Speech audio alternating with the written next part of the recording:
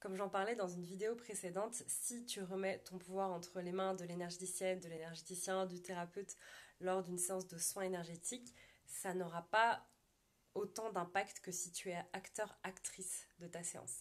D'ailleurs, c'est pour ça que maintenant, moi, j'appelle ça des activations énergétiques, dans le fait que la personne est active, en fait, est active et souveraine dans sa guérison, dans son chemin d'alchimisation. Et ce que j'ai mis en place pour que justement ça se fasse, pour remettre la personne dans son pouvoir de souveraineté, c'est vraiment de revenir au corps.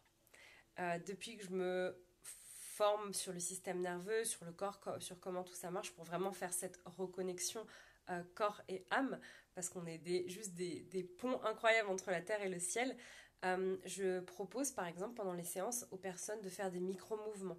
Par exemple, la dernière fois, j'ai une cliente qui s'est mise à faire des mouvements de balancier parce qu'elle était en pleine régulation de son système nerveux.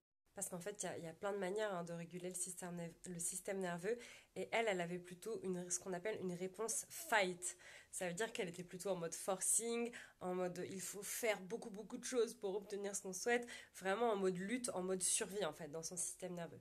Et du coup, je lui proposais certaines choses qu'elle pouvait faire pendant qu'on faisait le soin, pendant que je lui parlais et qu'elle pouvait aussi visualiser. Donc, c'est sûr que vous êtes vraiment très actif et active dans les soins, dans les séances que je propose.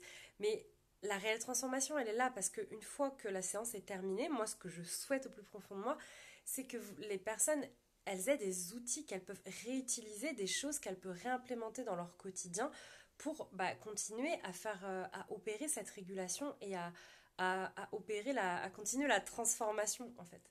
Et je pense que ça, c'est hyper important quand tu es receveur ou donneuse de soins énergétiques, d'activation énergétique.